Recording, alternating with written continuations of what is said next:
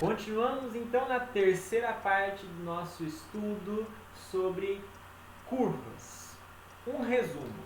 Tá? O intuito aqui é falar sobre curvas, falar sobre as ferramentas, sobre algumas coisas envolvendo curvas no plano ou no espaço, mas de forma resumida, sem explorar muito as propriedades, sem avançar muito, sem entender alguns porquês, mas entender como é que a gente usa, como é que as coisas funcionam para usar na prática. Tá? Bom, então vamos falar agora sobre derivação, porque é possível derivar curvas também, como a gente faz com outras funções. Bom, então primeira coisa, seja gama uma curva definida no intervalo da reta, no R2 ou no R3, e vamos fixar T0, um ponto que está no intervalo de definição da curva. Então, lembrem-se, a nossa curva é definida no intervalo e tem imagem no R2 ou no R3. Aqui eu estou fazendo uma esquematização do R3, mas poderia ser no R2 também. E aí nós temos uma curva aqui. Certo? Então isso aqui é o traço da curva. Isso aqui é o nosso gama de curva. Aqui está o nosso gama. Aqui eu vou fixar um T0, só para a gente poder tratar melhor aqui, igual eu estou fazendo no slide. O que é a derivada dessa curva? A derivada dessa curva é a coisa mais trivial possível de definir se você já conhece o conceito de derivada lá no cálculo 1. A derivada da curva gama em T0 é a mesma definição lá dos primeiros cursos de cálculo. Gama linha de T, então a mesma notação, gama linha de T. E como é que é isso? É o limite quando um ponto T do intervalo se aproxima do T0 da razão entre gama de T menos gama de T0 e T menos T0. Essa lá no cálculo 1 você faz isso com qualquer função real, lá, né? Mesma definição. O limite quando T tende a T0 de gama T menos gama T0 sobre T menos T0, observe que é um 0 sobre 0 aqui, né? Quando T daria igual a 0 aqui em cima daria 0 e aqui também. Então seria um 0 sobre 0 no limite. Mas não faz sentido porque a gente não chega no 0. Mas próximo do 0, quanto dá essa fração? Quanto dá essa razão? Quando isso aqui tiver um valor, quando esse limite existir, eu chamo isso de gama linha de T e falo que a função gama ela é diferenciável ou derivável, né? Faltou escrever aqui, desculpa. Mas eu falo que a função gama ela é derivável em T0 ou diferenciável em T0. Caso a função gama seja derivável em todo ponto do intervalo, todo ponto T0 do intervalo, então a gente fala que a curva toda é derivável ou diferenciável. Então observem só. Dizer que a curva gama ela é diferenciável ou derivável em T0 é dizer que esse limite existe, é dizer que existe um gama linha de T0. Ah, aqui, desculpa pessoal, tem uma falha, outra falha no slide. Ali é gama linha de T0, tá? Gama linha de T0 é o limite quando se aproxima do T0, né? O T está variando aqui, não faz sentido escrever T aqui, né? Desculpa a minha falha, tá? Então, quando este limite existe, nós chamamos de gama linha de T0, é porque a função gama ela é derivável em T0 ou diferenciável em T0. Se ela é derivável em todo o ponto do intervalo, então eu simplesmente falo que a função gama ou que a curva gama ela é derivada ou diferenciável, ok? Uma outra notação para isso, ao invés de escrever gama linha, é bem comum a gente escrever assim, de gama dt de T0. Como você deve aprender lá no cálculo? Essa notação de Leibniz, né? Essa é uma notação mais comum para ler. As duas podem ser usadas tranquilamente. Tá? Aliás, tem certos livros que às vezes até omitem o T0, deixa claro que eu estou falando da função resultante da derivada, enfim. Ok? Bom. Ah, mas é difícil assim, a definição é sempre complicada, eu preciso usar o limite toda vez preciso calcular o limite toda vez para ver se a função é derivável ou não. Bom, não, a gente conhece algumas coisas lá do cálculo 1 e a gente pode usá-las. Quando é que eu sei que uma função gama com componentes x e y, se fosse com 3 variáveis seria x, y e z, então olha para as componentes. Quando é que eu sei que ela é derivável num certo ponto T0? Ora, basta olhar para cada componente. As componentes são funções reais, aquelas reais com imagens reais, que você conhece lá do cálculo 1. Essas funções lá no cálculo 1, x e y, e se tiver uma terceira z também, elas são deriváveis? Se elas forem deriváveis, então a curva toda é. Se uma delas não for, a curva já não é. Ok? E, aliás, mais do que isso também, né? Faltou um complemento aí no slide. Esse slide não ficou completamente bom, não. Mas olha só, imagina, vou fazer aqui com 3. Gama de t, x de t, y de t e z de t. Então, o que está dito aí? Que gama de t, ela é derivável num certo ponto t0 que esteja no intervalo de definição, c e somente c, x de t, y de t e z de t são deriváveis em t0 também. Ok? Se as três forem, então essa é. Se uma delas já não for, a curva toda já não é. Mas mais do que isso também, se eu quiser calcular o valor da derivada, basta derivar cada uma das componentes e aplicar o ponto que eu tenho. Basta derivar cada uma e aplicar. E essa é uma outra, não está escrito no slide, né, mas vale para a dimensão 2 também. Essa é uma grande vantagem. Então, calcular derivada de curva não é tão difícil. Basta calcular a derivada de cada componente. É o jeito mais trivial que a gente poderia imaginar. Então, por exemplo, olha aqui neste exemplo que está aparecendo no slide. Olha essa curva no R3, dada por componentes seno de 3t, e elevado a t quadrado e t. Você sabe derivar cada uma dessas componentes. A derivada do seno é cosseno. Mas aí tem que derivar o 3t usando a regra da cadeia, põe o 3 para fora. Então fica 3 cosseno de 3t. Ah, tem que lembrar de tudo lá do cálculo tem. E elevado a t quadrado, você sabe derivar? Sim, de novo usando a regra da cadeia. A derivada da exponencial é ela própria, então fica e elevado a t quadrado. Mas aí tem que derivar isso aqui. Derivada de t quadrado é 2t, então fica 2t elevado a t quadrado. Derivada de t é 1. Então, quando você... Essa função é derivável. Por que, aliás, essa curva é derivável? Por quê? Porque eu sei derivar cada componente. E como eu sei derivar cada componente, então a derivada de gama em t é 3 cosseno de 3t. 2t elevado a t quadrado. Simples, né?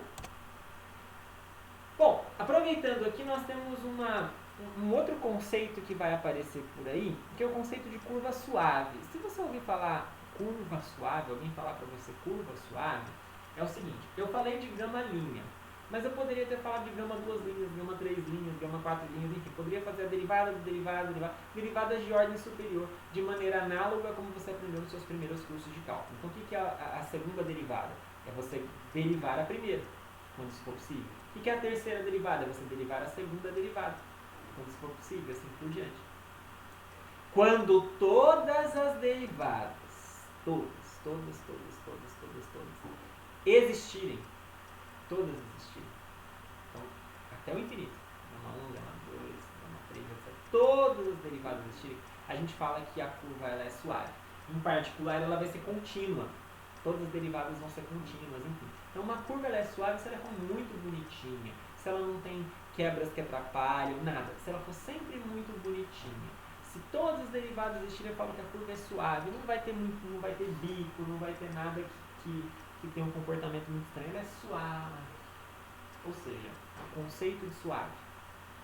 O que eu preciso saber? Quando alguém falar para mim que a curva é suave, eu entendo que todas as derivadas, primeira, segunda, terceira, todas existem. Em particular, são contínuas. Ok? O que eu preciso mais saber sobre derivação? Eu preciso saber fazer algumas continhas, né?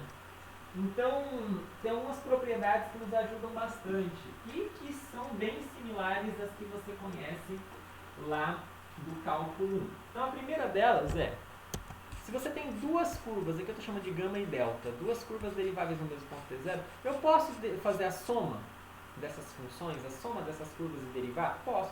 E o que acontece com a derivada? O que acontecia lá no cálculo 1, você vai somar duas funções e derivar, então é como se você tivesse derivado a primeira, depois derivado a segunda e somado. Uma outra coisa que não está escrito aí, mas nem precisa. Se eu tenho um escalar alfa multiplicando uma curva gama e eu derivo isso, é a mesma coisa que fazer o escalar multiplicado pela derivada de gama. Alfa aqui é um número real. Certo? Então, essa propriedade, se é multiplicado por um escalar, então eu não faço nada que o escalar não tem, também é válida. Mas de maneira mais geral, a gente pode pensar o seguinte. Pega f, uma função da reta na reta, no intervalo i, no mesmo intervalo de definição da curva na reta. Quando você faz o produto é realmente produto de ponto a ponto, produto de f vezes produto de gama. Só que veja, aqui f é uma função de r em r, gama é de r em r2. Você pode fazer isso aqui. Como? Poxa, gama de t, vamos pegar ela como tendo duas componentes, mas poderia ser três. Tá? E a função f de t, ela vai ter uma componente só. Então ela vai ter um certo valor aqui, que eu não sei qual é. F de t. Né? O que acontece quando eu faço f de t vezes gama de t? Aqui vale em r. Né? O que acontece quando eu faço isso? Quando eu faço isso, é simplesmente colocar a função para dentro. F de t, x de t, f de t, y de t. Ok? É multiplicar a função em cada coordenada. Eu sei derivar isso aqui? Sei. A derivada deste produto é simplesmente derivar a f e multiplicar pela gama. E depois somar pela f multiplicada pela derivada da gama. Veja que é bem similar, é análogo ao produto de duas funções quando você deriva lá no cálculo 1. Mas aqui tem algo a mais ainda. E se eu estiver fazendo o produto de duas curvas? Esse aqui é o produto de uma curva por uma função real. A função real ela entra nas coordenadas. Mas se eu tenho duas curvas, faz sentido eu falar em produto? Faz. Se você tem duas curvas, ou as duas em R2 ou as duas em R3, claro, não pode estar em espaços diferentes, o que seria o produto? Essa função entra dentro das coordenadas? Não faz sentido isso. Essa tem duas coordenadas, essa também. Como que é o produto? Bom, duas coordenadas com duas coordenadas 3 e 3. Isso aqui, na verdade, é uma notação que você talvez possa ter aprendido no seu curso de geometria analítica, desse jeito, mas que alguns aprendem assim, gama de t, vírgula delta de t. Isso aqui é o produto escalar. Produto escalar. Lembra como é que faz produto escalar lá na geometria analítica? Se você tem um vetor de duas coordenadas aqui, e você faz o produto escalar com outro vetor de duas coordenadas, isso aqui dá menos 3 mais 8 é 5. Você multiplica a primeira coordenada com a primeira, a segunda com a segunda e soma. Né? Se fosse com 3 coordenadas, faria isso também, mas faria com a terceira também e somaria no final.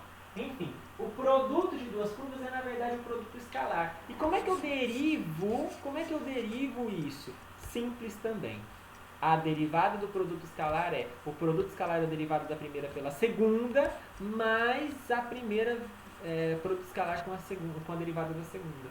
Então vejam que é similar a derivar o produto, mas aqui eu tenho que tomar cuidado que é o produto escalar. O produto escalar, quando eu faço, ele me dá um número, me dá um valor real. Então o produto escalar, ele pega duas curvas e tem um valor real. Tem que lembrar disso, tá bom?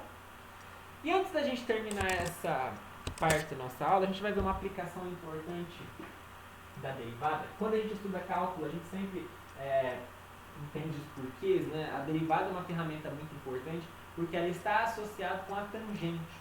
E aqui mais ainda. Se eu pensar numa curva, no plano, no espaço qualquer, vamos pegar aqui o desenho de uma curva, né? Eu poderia pensar na tangente em um certo ponto. Então aqui, qual que é a reta tangente? Opa, essa daqui eu sei desenhar a reta tangente. Então aqui eu tenho um ponto que é a imagem de um certo T0 pela curva, e eu tenho a reta tangente. A reta tangente, claro, só toca a curva nesse ponto. Mas como é que eu obtenho a equação dessa reta? Tem jeito? Tem, muito simples. Da seguinte forma.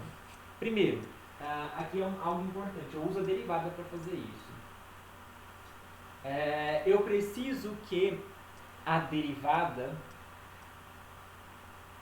da curva gama T0 exista, ou seja, ela tem que ser derivada, mas mais do que só existir, eu também quero que a derivada não seja nula. Se a derivada não for nula, eu não vou conseguir fazer isso que eu preciso. Então, caso a derivada não seja nula, quando eu calculo gama' de T0, isso me dá um vetor. Qual vetor? O vetor tangente à curva no ponto T0. E aí, com esse vetor, eu consigo, então, a equação da reta tangente fazendo o seguinte, olha, se eu tenho um ponto e um vetor, eu tenho a equação vetorial da reta que você deve ter aprendido lá em geometria analítica. Como é que eu faço? Bom, o conjunto, os pontos da minha reta, x, são gama de T0 mais lambda gama linha de T0, em que esse lambda é um parâmetro que varia nos reais. Então, todos os pontos dessa reta tangente, eles podem ser dados como gama de T0 mais um múltiplo do gama linha. Você aprendeu isso aqui, com certeza, lá em geometria analítica. Tá certo? Então, isso aqui é a equação da reta tangente. A equação da reta tangente basta fazer o quê? Pegar os pontos que são gama de T0 mais lambda gama linha de T0. Obviamente, isso aqui não pode ser zero, porque se aqui for zero, isso aqui vira uma constante. Ok?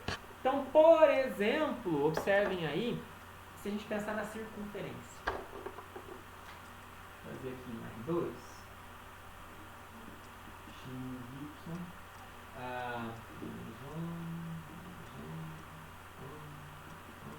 pega a circunferência aqui. Mais ou menos, né? Só para a gente entender.